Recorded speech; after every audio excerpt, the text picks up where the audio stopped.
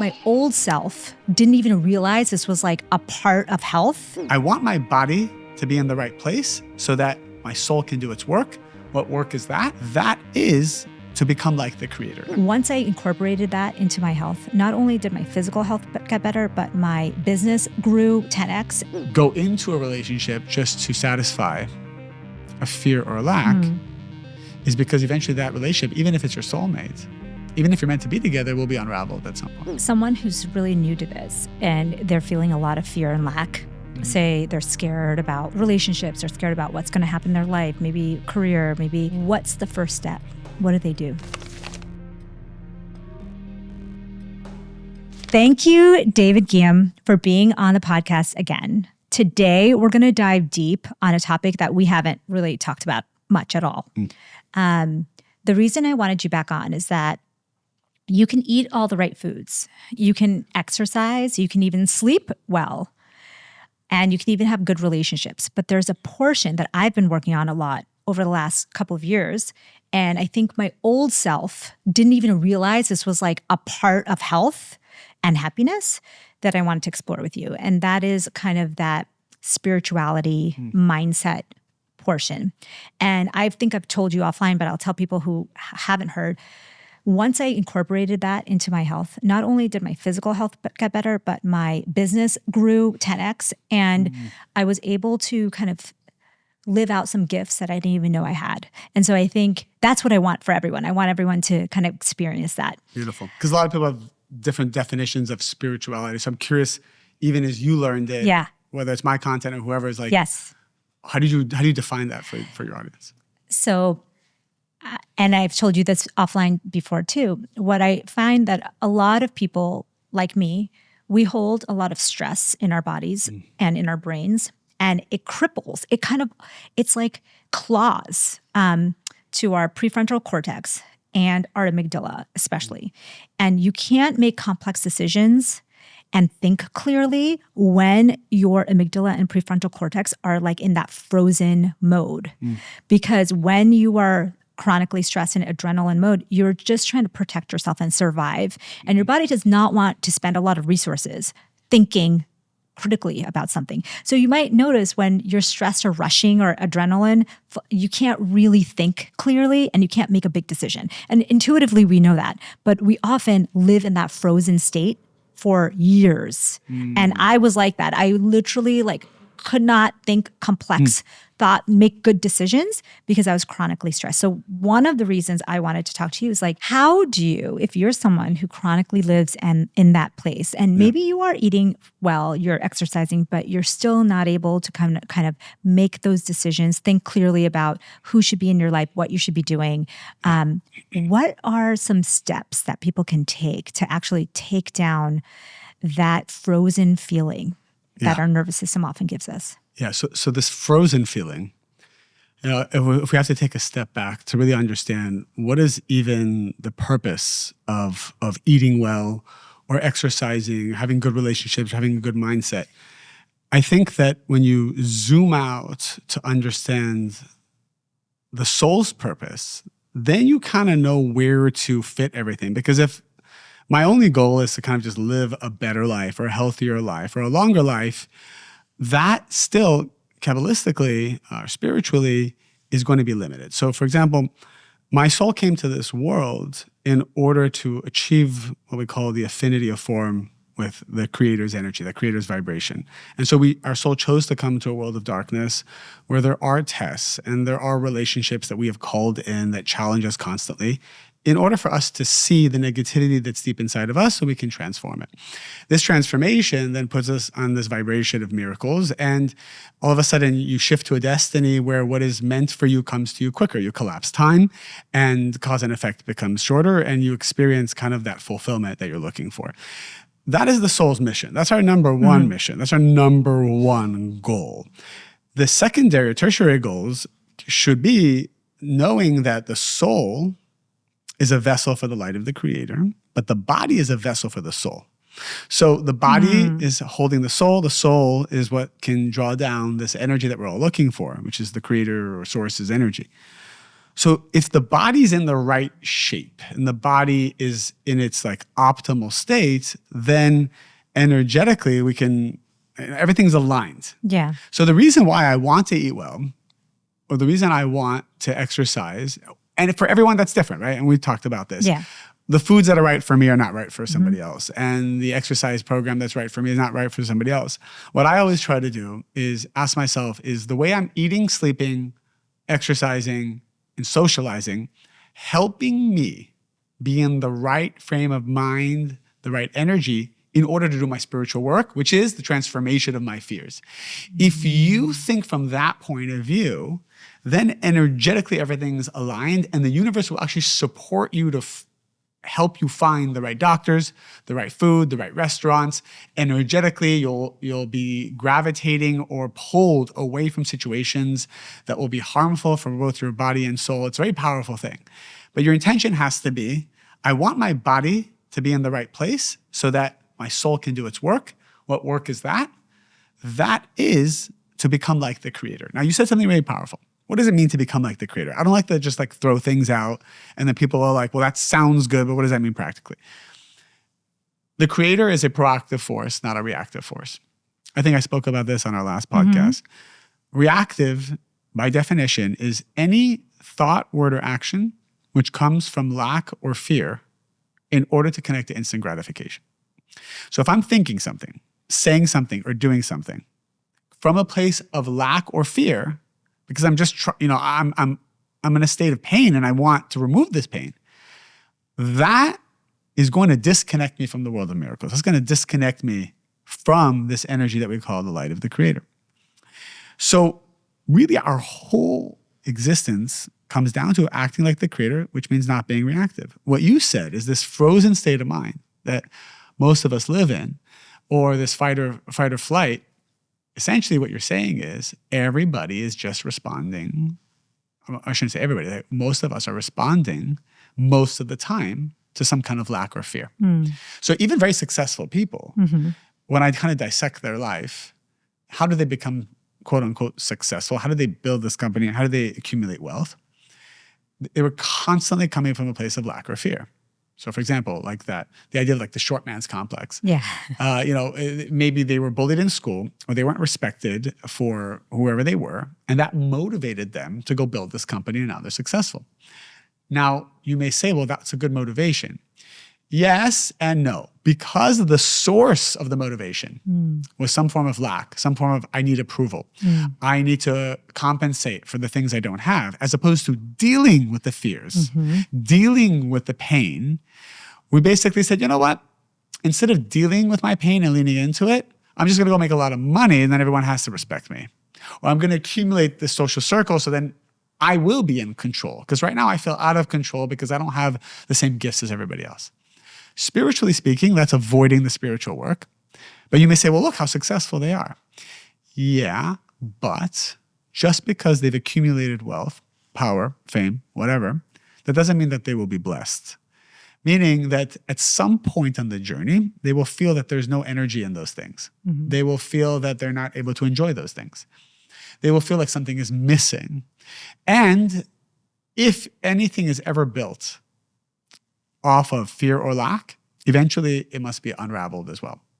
So part of why, let's say in relationships, it's not good to go into a relationship just to satisfy a fear or a lack is because eventually that relationship, even if it's your soulmate, even if you're meant to be together, will be unraveled at some point.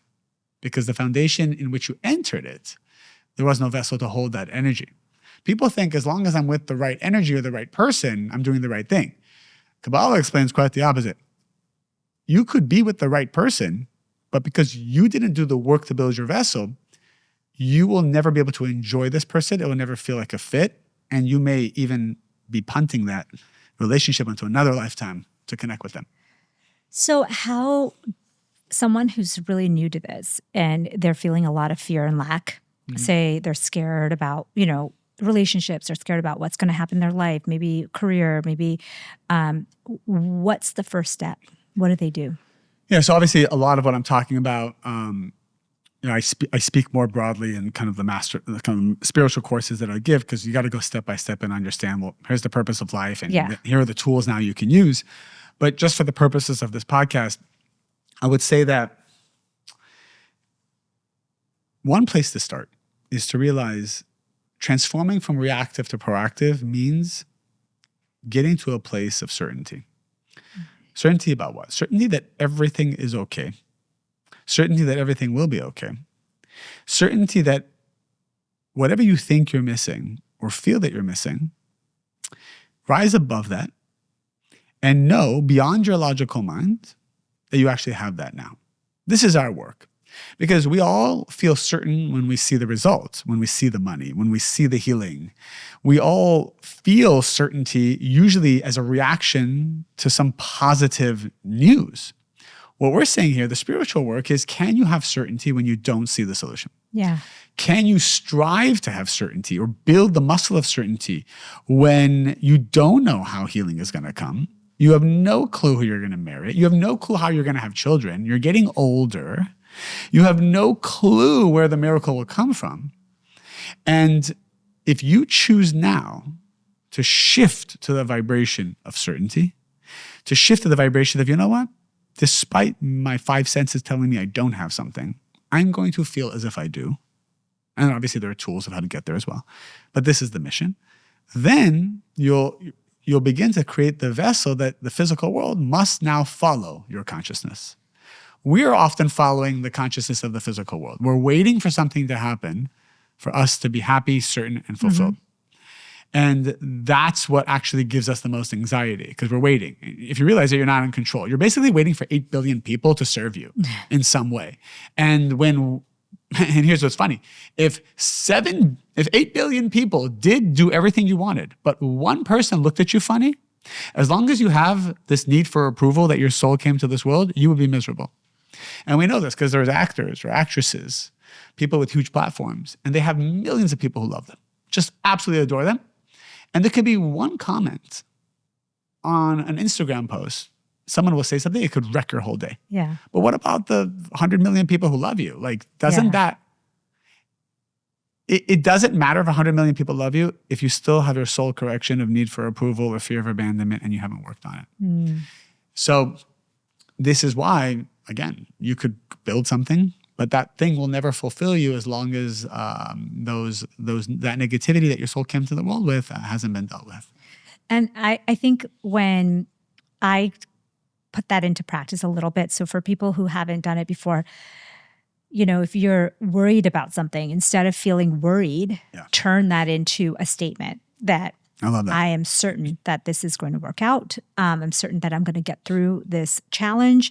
I'm certain that I'm going to get exactly what is meant for my soul, right? Because some people have certainty, like let's say, I don't know, we're in LA now, and obviously we had the fires and so many things. So people are looking for homes, right? Yeah. So let's say there's a home that 5 people are kind of bidding on, right? Because now there's supply and demand is kind of messed up.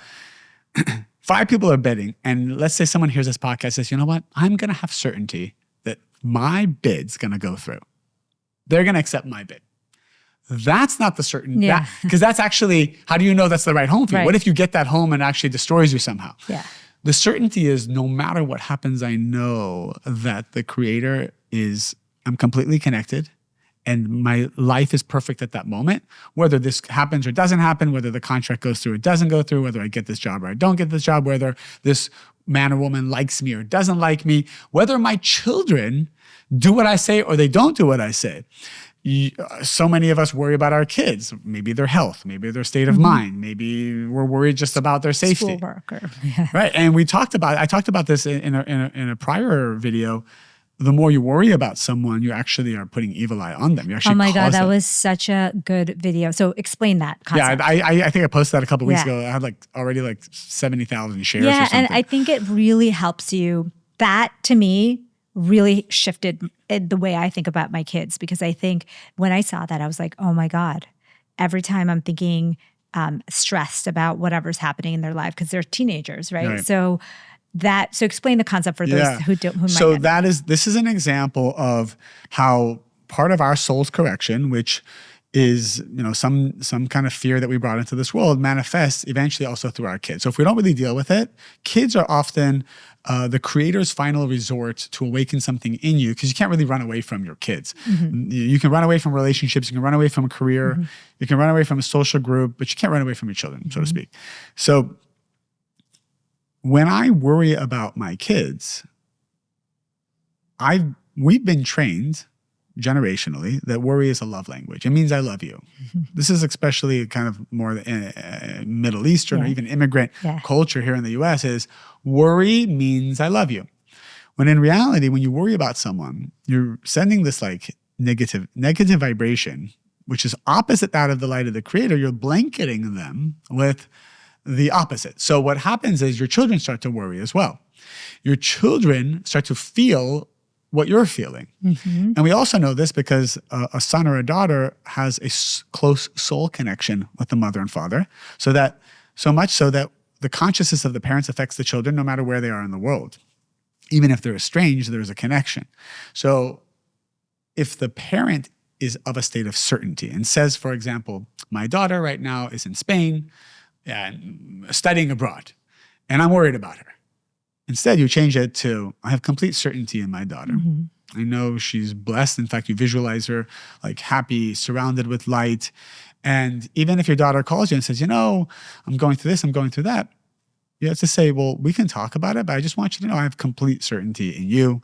I have complete certainty in your power. Like, we need to always focus that energy in that direction. I just love that because, for a lot of my audience, for example, a lot of women that are in their 30s, 40s, and 50s are moving through this time of life that can feel really out of control, uncertain.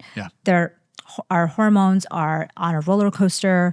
Our cortisol levels are super high. So that whole feeling of like frozen and also confusion and anxiety really goes up. And so having a practice of certainty is something that for me has been transformational, both physically and mentally. So I think that's the connection that I don't even think people really make, is that this can help you physically. Oh my gosh, yes. Also. Yeah, think about it. The sages wrote thousands of years ago, who are the best doctors in the world, which is really interesting. They say this phrase.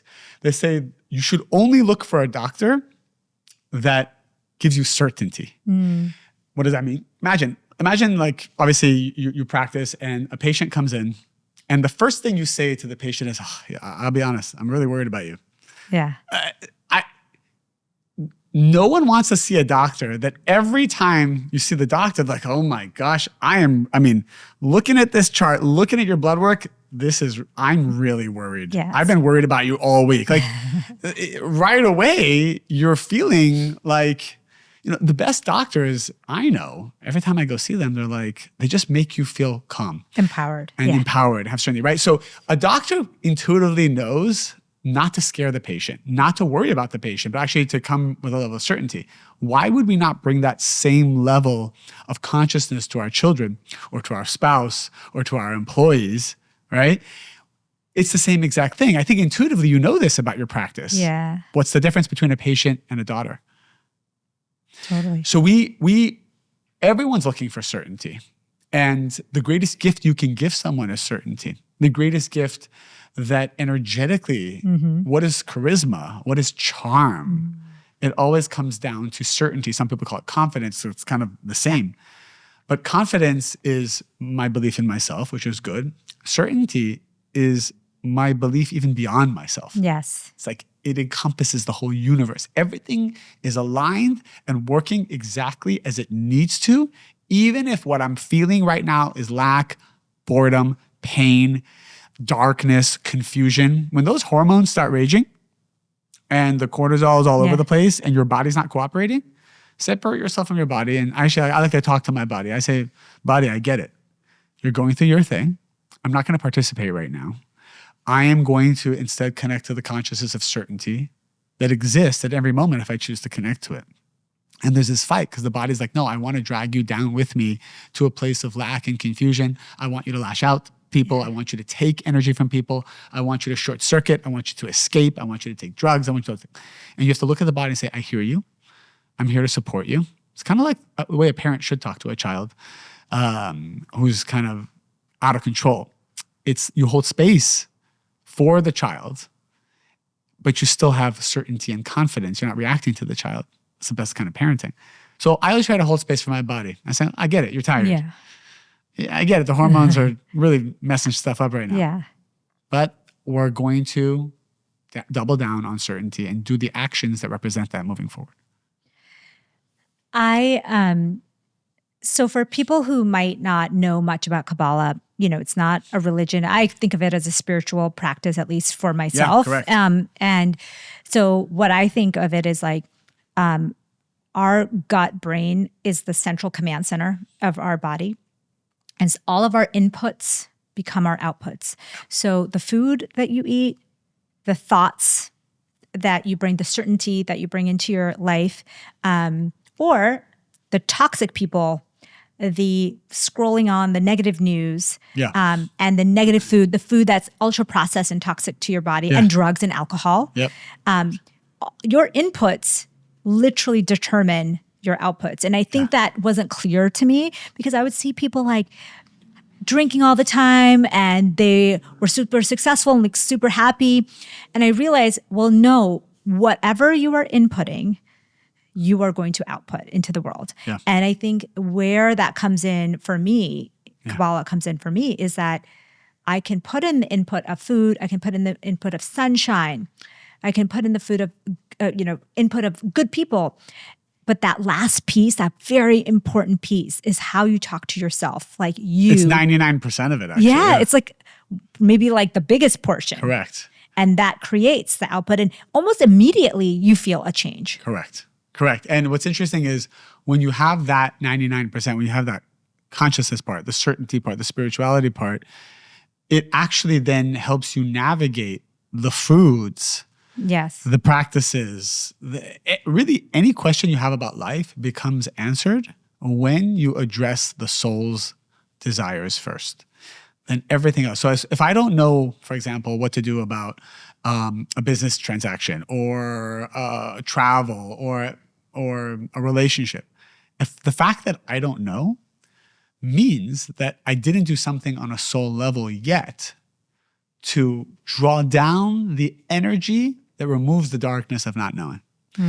And so instead of kind of rummaging through this physical world trying to figure it out, I just take a step back. I say, okay, what is the spiritual work that I'm being asked to do?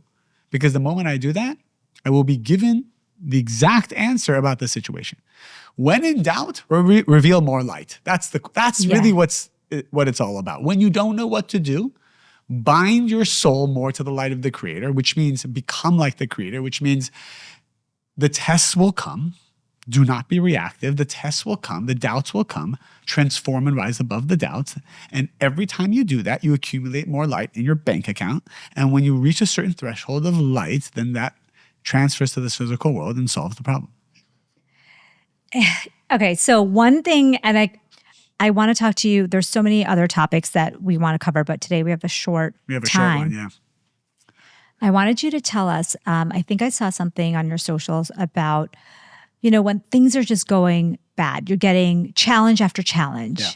Yeah. You're really trying to do this practice, but it's just like the world's coming at you with all the fears and all the doubts and all the challenges. Tell us, what does that mean and what are we supposed to do? Yeah, often the sages say when you have 3 negative things in a row, it's actually very powerful. It means it's like a full death of an old soul, like an old vessel, preparing you for a new one. And I think I talked about this, and I posted a little bit about it on social media, but was it 3 weeks ago, whenever the fires were, and the same day I found out house burned down. I'm sorry. Yeah, no, people have it much worse than I had, but it wasn't like, it was our vacation home. It was like a home that we took the kids to all the time, and family and friends, and obviously it was something that we built. House burned down. I heard bad news about, quote unquote, bad news, something business related, and then quote unquote about something else. There was a third thing. 3 things I remember hearing in the same few first hours that often, you might hear these 3 things in a whole year. It happened the same day, which right away was indicative of the universe conspiring to elevate me and everyone who was involved. And so often when you lose money, or when you feel like you lost something, especially money though, sages say especially money, it is the most merciful form of cleansing negativity and judgment that's been holding you back. So as long as you accept it with happiness, obviously you have to feel the pain and mourn it. You shouldn't avoid the mourning process because that's avoiding. Mm-hmm. So you mourn it, you feel it, you lean into it. And then after the mourning process, you lean into certainty, acceptance, and happiness, learn the lessons and move forward. As long as you do that, you build the most powerful vessel to draw 10, 100x the miracles that you had before. So I love that. yeah, so whatever you're going through, whatever you just lost, some people, they lost a loved one. Some people lost a relationship. Some people, I feel like they lost their reputation or maybe an aspect of their health. If you can look at it as a cleansing of something old in order to create the space for something new, because the creator is always trying to build, not destroy. Creator doesn't destroy. We just kind of hold things back and it appears as if it's destruction because we have free will. We ask the creator for free will. If you just follow that energy and align yourself with the consciousness of the creator, which is what Kabbalah explains, then the miracles will be so much more. Whatever you lost, you will feel like you didn't even lose and you'll have much more. I love that. Okay, David. So we have so much more to talk about, but I think what I want to do is invite friends to learn more. Yeah. Because I think what I want everyone, why I brought you on is like, that piece is, like you said, maybe a larger piece than you think. Yeah. And if they want to learn more, I know you have some events coming up. I know you have a course that I have taken. Yeah.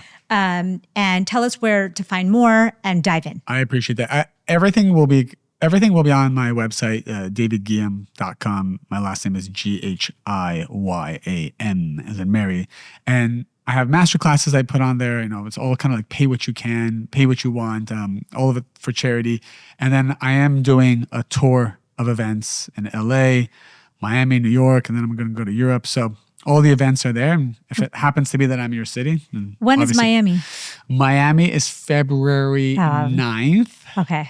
New York is March 2nd. Okay. Depending on when we air this. Yeah. And then I'm going to do a second one in LA in March and then a second one in Miami, I think in April. Amazing. So I'll Lots do part of 1, 2, 3, opportunities. yes. All right. Yeah. Amazing. So thank you so much for being on. Thank I think you this for is having me. so valuable for everybody who's listening and watching, both from moms to older people to younger to teens. Like I'm telling my kids all the time about the concepts of certain things, going for walks and asking the creator and all of that. So want to thank you for being on. Thank you for having me. More to come. Appreciate it.